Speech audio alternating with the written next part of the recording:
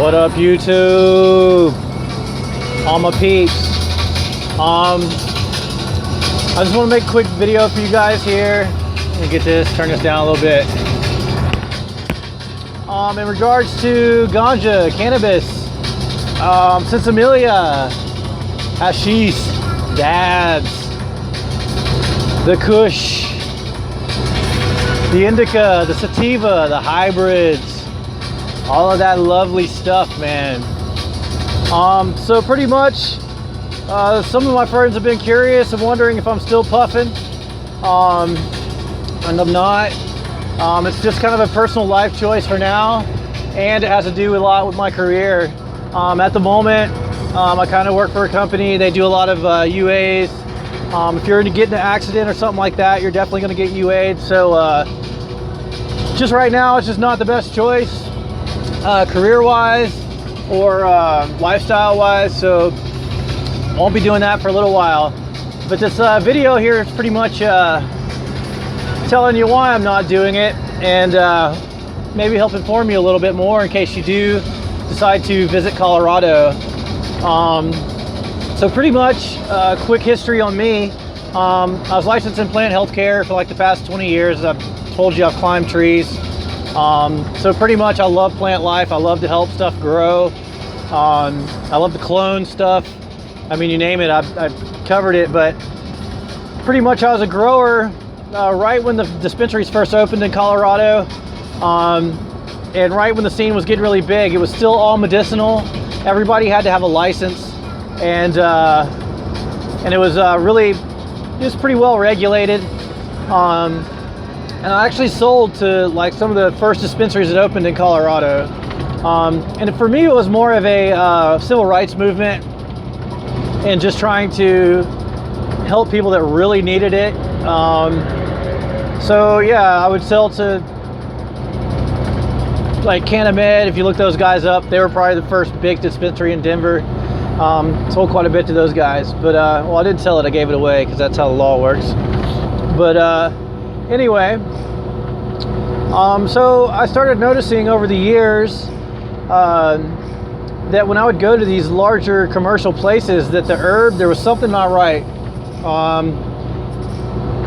And it wasn't that the potency got even more, it just, I felt really ill when I would smoke this stuff. And I was like, well, man, I started doing a little bit of research, and I know that in my gardens, you know, you've got to fight everything. You have different insect infestations, you have spider mites, all kinds of insects that will attack your plants. And I would usually use organic stuff, man. I'd use like neem oil, stuff that the plant could go ahead and process and would be completely out of the plant by the time it made it to the shelf. That was kind of a big deal to me. So anyway, I do a lot of research, and I talk to a lot of the larger grow warehouses, and they're like, oh yeah, these guys are ordering systemic pesticides by the 55-gallon drum. And I'm like, as a tree trimmer, I know that systemic pesticides are not good, man. Like, basically, it sits inside the plant cells through the whole plant's life cycle, and it helps fight whatever you're trying to target and mitigate. So when I started finding this out, I'm like, well, holy shit, man. So they're using systemic stuff for mold, they're using systemic stuff for spider mites. And so by the time you've treated a plant so many times with all this shit, by the time it gets to the shelf, there's no way it's going to flush all these toxins out. They tell you, oh, it's fine, you can eat it, you can do all this stuff after you've used these products, but that's horseshit, man. If you look at the bottle that the product comes in, it tells you skull and bones, man. It'll kill you. So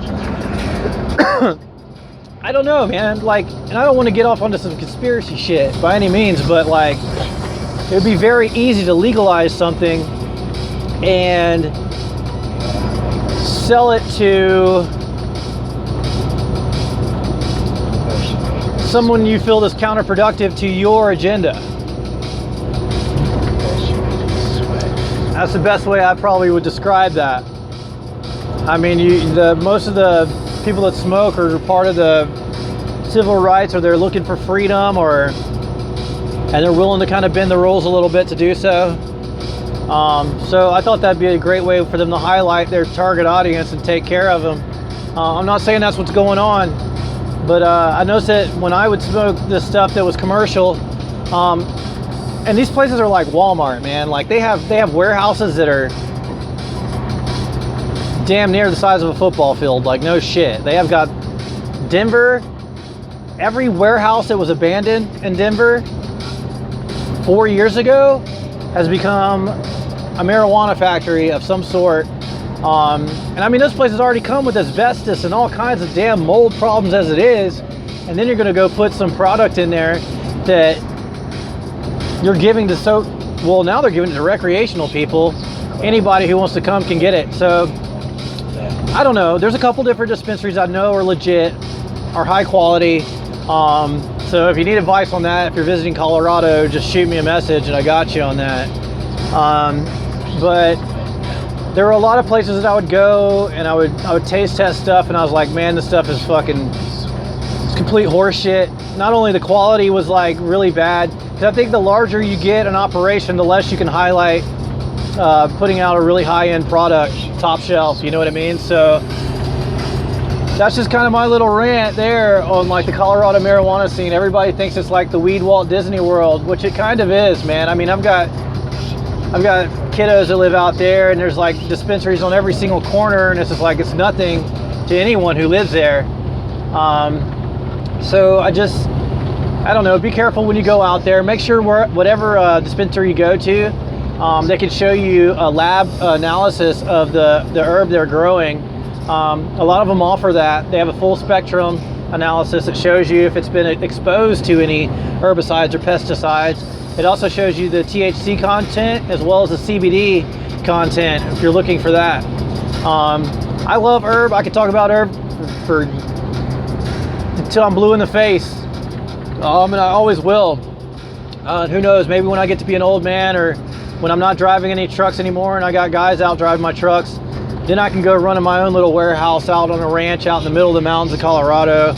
It's always been my dream, and I'll probably end up doing it one day. But until then, it's all about hustling, trucking, rolling balls in my truck, sober rolling balls in my truck. So I don't know, just thought I'd make that quick video. I know there's plenty of people globally that are coming and visiting Denver. Denver, the whole landscape has changed, man. Even the architecture has changed out there, man. Like you could tell that it's becoming a true like melting pot globally for herb smokers and people part of the alternative culture. So, and I mean the music scene, if you want somewhere to go out, whether you're into bluegrass, you're into electronica, EDM, you're into reggae, God, if you're into metal, whatever you do, like our music scene out there is just bumping. You should look up Red Rocks Amphitheater. There's some beautiful concerts there. I'm sure there's some full concerts on YouTube you can check out as well, man. I mean, the sound system they had there was just off the charts for years. But then they put a sound ordinance on that place, so I don't know. I just like speaker stacks. I like subwoofers. I like sub frequencies. I'm a complete speaker whore. If you're an old school raver, you know what that means. We were usually the kids sitting on top of the speaker all night, drinking a bottle of water, giving back rubs. But that's in the past, you know, kinda, mostly. So yeah, I prefer if I'm gonna go out like that, I'm just gonna go take a cruise. It's kind of for those kind of people, you know what I mean? So, but yeah, man, if you like the music scene, go visit Denver. It's off the charts, and it's just so many people out there. It's just bananas. The rent went up probably 3 times as much as it was a couple years ago. So if you're into real estate, that's a place to buy some land, buy some properties. You'll be able to flip those real quick in a couple years. So yeah, what else about Denver and the ganja scene? You know, what I'm doing. I guess that's really about it. Like I said, I'll put in the description here below. I have another channel that I had, oh gosh, probably about 4 or 5 year old channel It's called Skis Trees, and I basically highlighted some grow techniques, everything from aeroponic to soil, and then I also filmed a bunch of stuff at the first legal smokeout. So check that out. I'll throw that in the description here when I have a moment. I hope all you guys are doing well out there. Take care of yourselves, take care of each other, man. Show everybody love. Everybody's your brother and sister. I've always said I don't believe in separation. Separation is the biggest lie that's ever been told. I believe we're all connected. There's only distance between us. So don't go screw people over, because you're screwing yourself over. So I guess that's about it. Much love. Take care of yourselves. Peace.